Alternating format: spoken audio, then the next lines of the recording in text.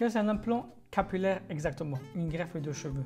On se pose des questions, certains ont une partie de réponse, on me pose la question, c'est quoi exactement?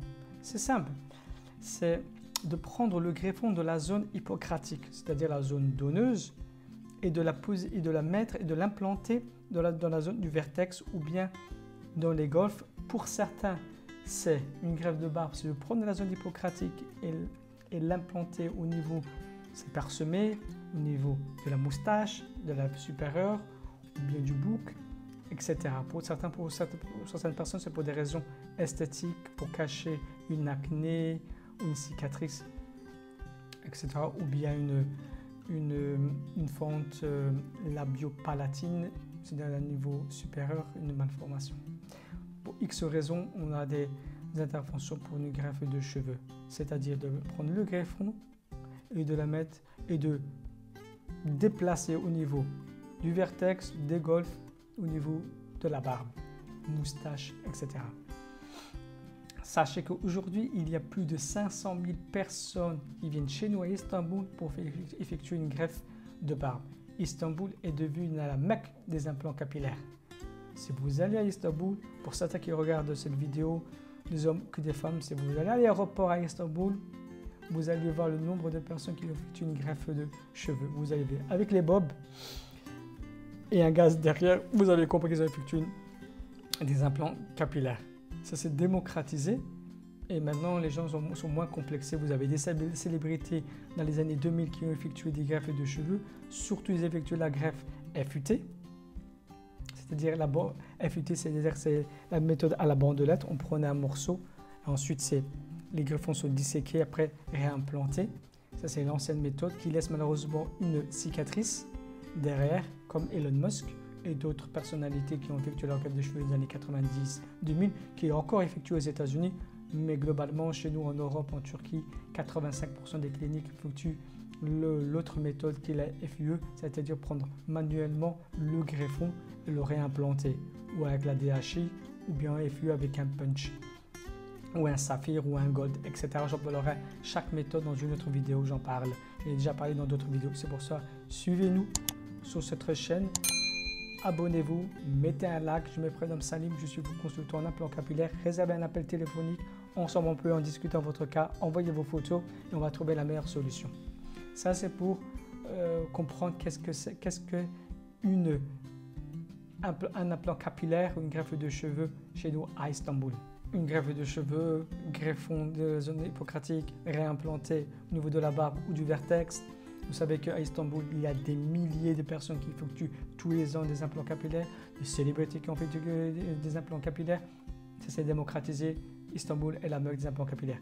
Ça, c'est fait. Maintenant, vous, dans votre cas, quelle est la clinique avec laquelle vous allez travailler? Ben, comme toute chose, la vie c'est comme ça, c'est que si vous voulez de la qualité, vous devez mettre le prix. Si vous voulez une voiture allemande, c'est pas comme une petite voiture, je ne sais pas moi, espagnole ou italienne, vous m'avez compris. C'est-à-dire qu'il faut mettre de l'argent pour avoir des prestations de haute gamme. Vous avez des très bonnes cliniques à Paris, à Londres et également à Istanbul. Mais il faut monter la gamme. Si ce que vous allez voir vous dans le marketing très développé, les publicités qui vont venir chez vous dans votre filigrane, Instagram, TikTok ou YouTube, généralement c'est la bas de gamme parce que les prestations de haute gamme des cliniques de bonne réputation en Turquie ou à Londres ne font plus de publicité. Que le bouche à oreille, ils savent quelles sont les cliniques qui proposent des prestations de très bonne gamme, de bonnes prestations de haute qualité, à contrario des autres qui vous proposent des réductions, des discounts, des low cost. Et que vous savez, le low cost a la corrélation de pas cher avec des greffes de cheveux ratées. Et que vous posez la question à chaque patient, le pauvre, qui effectue une greffe de cheveux ratée, le tarif, c'est toujours du bas de gamme, c'est toujours des 1000 et des choses comme ça, avec un nombre excessif de greffons. Alors faites attention, quand vous allez sélectionner une clinique, veuillez sélectionner une clinique qui a une bonne réputation, qui a des vrais commentaires, parce qu'il y a des faux commentaires qui se passent également sur Google, des vrais commentaires. Un indice qui vous donne le nom et le prénom de la personne qui vous a reçu. Par exemple, Salim m'a reçu, on a effectué ensemble un diagnostic et vraiment le nom et de la méthode employée, pas des commentaires sur Google. C'est un tips que je vous donne. C'est excellent, super. C'est marqué excellent, excellent, super. Vous pouvez le mettre pour un restaurant, pour un salon de coiffure, comme pour des implants capillaires, mais faire un ongle et c'est mal passé pour 40 € et vous avez dépensé 1000, généralement un greffe de cheveux raté c'est 1000, 1500 €, 1600 €, vous allez, c'est pas la même chose. Et quand vous avez perdu du temps, etc. Un ongle, faire un mauvais commentaire et avoir un mauvais commentaire sur Google pour 1500 €, on s'est bien compris. C'est-à-dire le show de la clinique, c'est aussi, il y a un coût pour cela, que ce soit pour Paris ou pour Istanbul. Et je vous dis moyennement à partir de 2500 € à Istanbul, je vais parler de notre cas, à partir de 2500 € à 3500 €, à condition, faites attention également, c'est encore un autre tips, le nombre de greffons. Ne dépassez pas ou n'écoutez pas plus de 3000 greffons. Pas plus de 3000 greffons. Faites une greffe de cheveux sur 2 fois ou 3 fois avec 2500 greffons. 2500 greffons avec 2 ou 3 cheveux, vous allez monter à 5000, à 6000, à 6500 cheveux. Ce qui n'est pas non négligeable. Et on va faire une deuxième ou une troisième comme certains. Ça, c'est aussi un autre type de savoir pour sélectionner une clinique, le tarif proposé, les avis et le nombre de greffons. Le tarif, le nombre de greffons et les avis et des vrais avis avec le nom de la réceptionniste, le traducteur, etc. en description. C'est un tip que je vous donne. Voilà. Je me prénomme Salim, je suis votre conseiller en implant capillaire. Veuillez vous abonner, mettez un like, réservez un appel téléphonique et on en discutera ensemble, tranquillement, calmement, et on pourra se voir ou chez vous à Strasbourg, à Bâle, à Paris, Marseille, Belgique ou à Istanbul. Je suis beaucoup en Europe comme à Istanbul. On peut en rediscuter au téléphone et se rencontrer les blancs dans les yeux. Voilà, ça c'est pour c'est comment trouver, sélectionner une clinique, parce que vous allez avoir beaucoup de publicité, on va essayer de vous convaincre en faisant pas cher et beaucoup de greffons. Je vous déconseille.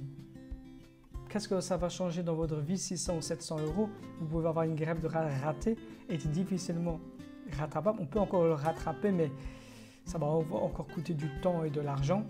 Que rajouter un 600 ou un 700 € ou un 800 €, pas avec moi, avec une autre clinique, mais une belle prestation réussie.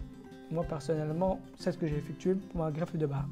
Regardez, j'ai effectué avec la méthode DHI. Le déroulement de la greffe de cheveux, des implants capillaires. Premièrement, il y aura avec une consultation avec le docteur, il y a en 7 points. Avec le docteur, il va évaluer votre zone donneuse. Vos zones donneuses, généralement, c'est entre 5000 et 6000 greffons. On ne va pas prendre ça en une fois, mais généralement, la richesse des greffons, ici, la zone hippocratique, est entre 5000, 6000, certains 6500 greffons. Ça, le docteur va évaluer votre zone donneuse. Ensuite, la ligne frontale. Le docteur va faire un dessin, va voir la ligne frontale. Moi, j'ai des petites golfs, niveau 1, voire. Alors, malheureusement, je profite, les gens ils font une ligne droite comme ça.